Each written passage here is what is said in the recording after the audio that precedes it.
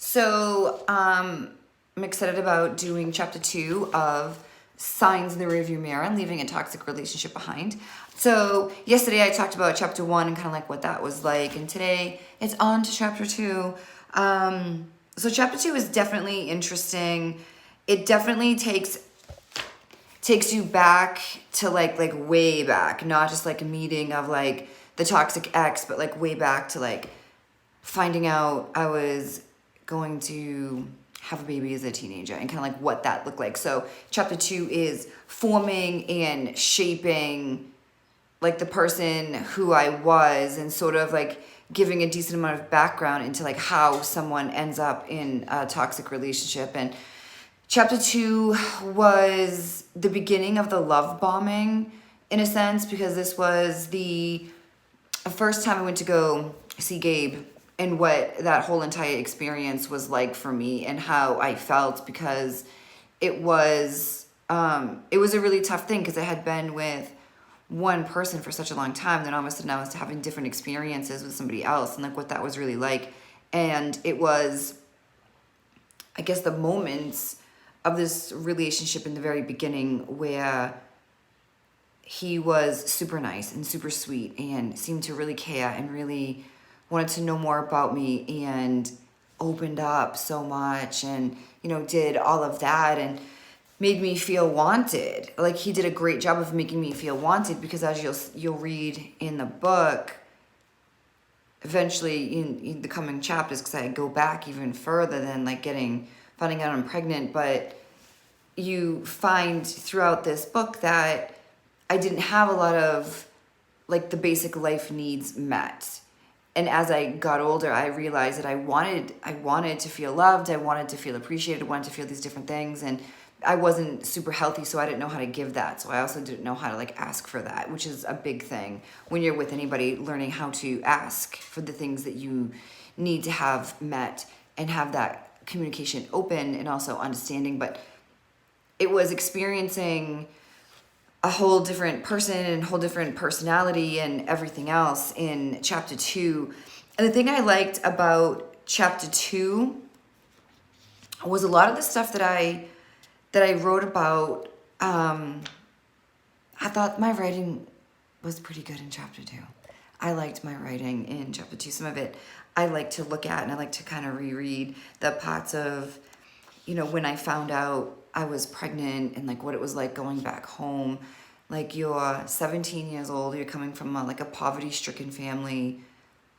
You already feel like a complete loser, and then you have to go and tell your family that you're having a baby, but then making the decision about having a baby. And it was like what I wanted to have happen when I found out I was pregnant versus what Derek wanted to have happen. And it's such an intimate moment, finding out that you're pregnant and seeing the reaction of somebody else and then feeling your own reaction at the same time. And it's two completely different things. So I read about that and like how that was reading that pregnancy test at 17 and still being in high school. And I was with this guy that at the time I really wasn't sure I wanted to be with, because I was so young, and some of the things that happened within that relationship didn't make me feel good. But it was so confusing because I was young. I didn't want to be like left, but I also didn't want to feel the way that I was feeling, and I didn't really have anyone to talk to.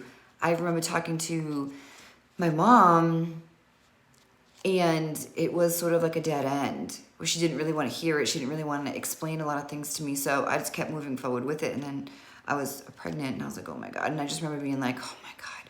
But finding out that you're pregnant at that age, before it was cool, before you could get a TV show, and before you could buy cars and, you know, make a clothing line and do all these great things with a glamorized pregnancy that they show on TV nowadays. It wasn't like that. Back when I did it, it wasn't cool. It wasn't fun. I was one of, I think, 2 people that were pregnant in school, and it just really wasn't fun. So in this book, I read a little bit about that. I read about finding out that I'm pregnant, my reaction versus Derek's reaction to what that was, and kind of like, where do you go from here? Like, where do you go from here? Where do you go when you find out that you're pregnant and you don't have a safe, secure, happy family to talk to and to call and to say, hey, this is what's going on? Because I remember trust was kind of broken when I was a kid.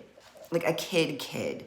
And it was really hard because I didn't really even know what trust was, but I learned early on that if you opened up and you talked to somebody, they would either publicly humiliate you or they would tell on you.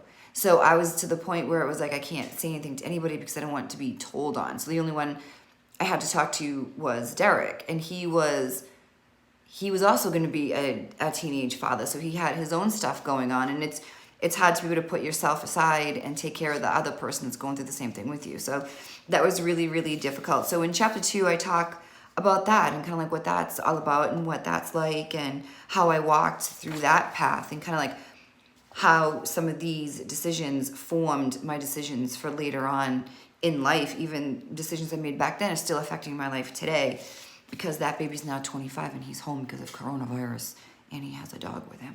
So it's really, kind of like an interesting thing. And then to go from feeling like unloved, unheard, unseen to feeling all of those things all at once was an amazing feeling. So amazing that it clouded your judgment. That it was like this, wait a minute, this seems to be way too fast. Like today, if I met someone and he sat across me and said, I never felt like this before. Oh, check please. Yeah, I'm out. Because that's just not realistic. So there are a lot of things that were the red flags that were popping up. But like I always tell people, you can't recognize like something that you don't know. Like I had no idea what a sex addict looked like. Now I do.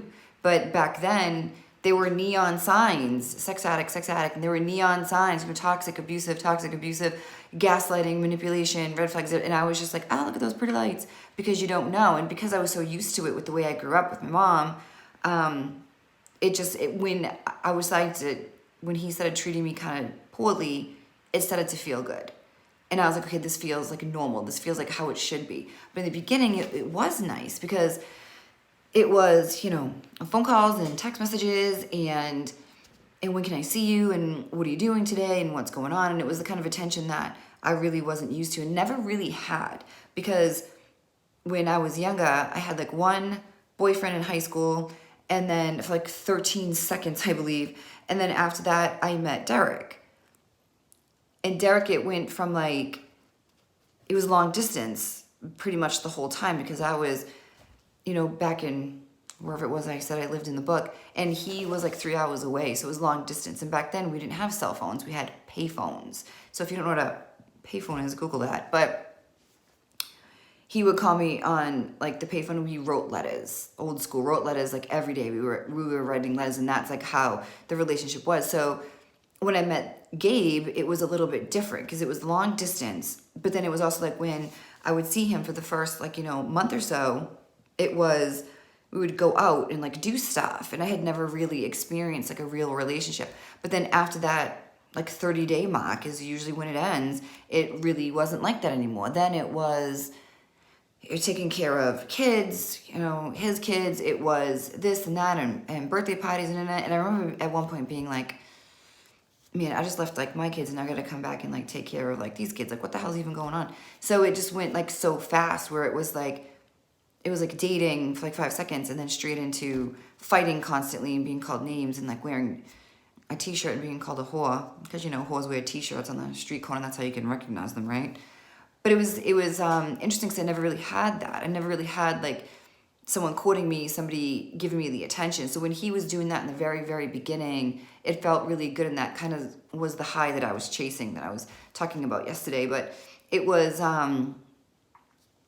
definitely interesting. Then it kind of took a turn, and when it took a turn, the way it was set up, which I read about this, was basically, the stuff that he kind of set that up, where he kind of knew that at some point it would take a turn. Obviously, he knew what he was doing from the beginning. And I don't know, it's a hard thing because, like, people say, oh, they know what they're doing, they da-da-da-da, and then it's like, well, is it a mental illness? Is it not a mental illness? You don't really know. I think the biggest thing that you can do is just walk away from it when it starts to get kind of crazy. But it's just hard to do, obviously. I wrote a book about it. And then it was like the gestures, right? Like the big romantic gestures that happened in the first month or so. In chapter 2, I write about snowstorm. and him driving in a snowstorm to come and see me. And it was like the most amazing thing. But then it was crazy because like the snowstorm, and I don't think I wrote this in the book, because there really wasn't a place for it. But like there was like the snowstorm that I do write about this, where I was out with my friend at a bar, and he came in and it was like, oh my God, this is like so amazing. And then by the end of the night, it was a fist fight, not with me, but with like somebody else. And I was like, how is this even happening? And it was like, that was like another one of those signs where it's like, okay, so this guy likes to fight for no reason. Oh, this guy is blue, I'm gonna beat the shit out of you because of it. Like that sort of thing. And it ended up in like this crazy fight. And I was like, oh my gosh, what's going on? And it was one of these things where it was like, that guy was like looking at you. Okay. I mean, at the time I was like, you know, I mean, I still am, but like, it was like, okay, so like, what's the big deal that someone's like looking at you? Like, I don't, like, what's the big deal about that? But that was like a big thing where it's like, that guy's like looking at you, and then he went over and like started an argument with these people. And I was like, oh my God. And there were other things that happened that I didn't write about, like, you know, that night, and finding things out, like how people present themselves, like, oh, I'm this, you know, I'm this good looking, independent, like successful person, blah, blah, blah, blah. But yeah, I still live with my parents. Wait, you do what now? Because how old are you? And you're still living with your parents? No offense to anyone, but it was like, wait a minute, what? So when I heard that, I thought for sure, I would have bet my life that it was one of those things where it's like, you know, you have like, your parents have like this house, and then they have like a guest house. Okay, maybe this dude's like living in like the guest house. No.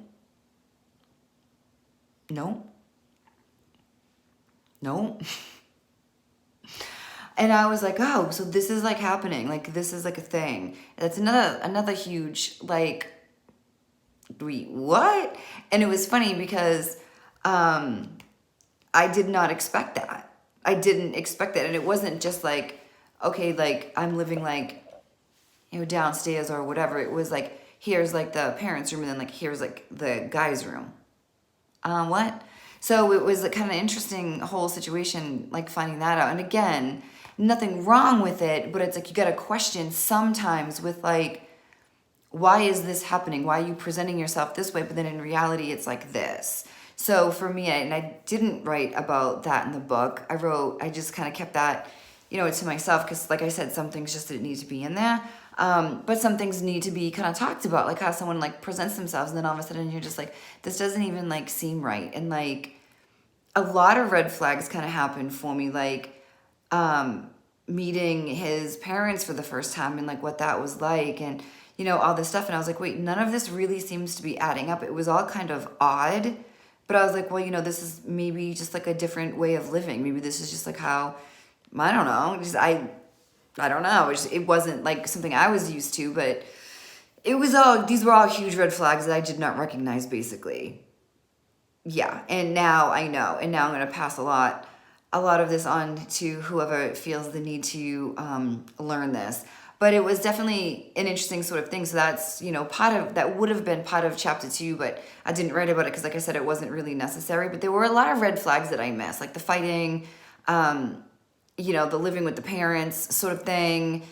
And I'm not saying that if you live with your parents, it's a red flag. Settle the fuck down. That's not what I mean. What I mean is presenting yourself a certain way, and then in reality, it's all just a big lie. So it's definitely an interesting kind of thing to look back on and to see like how many red flags actually presented themselves that I didn't recognize and didn't see. So it was a lot of lessons learned within just the first 30 days that I thought I was being like courted, but in reality, I was being just sort of tricked with these gestures and how quickly these things ended, how it went from like these big grand gestures into, you know, calling me names and insulting me and putting me down and feeling like, okay, if I can just be better, then this good stuff will happen again. I keep messing up. I don't know where I'm messing up, but it's this whole thing where it's just so confusing and you just don't know, you know, exactly what it is because you don't know what the signs are.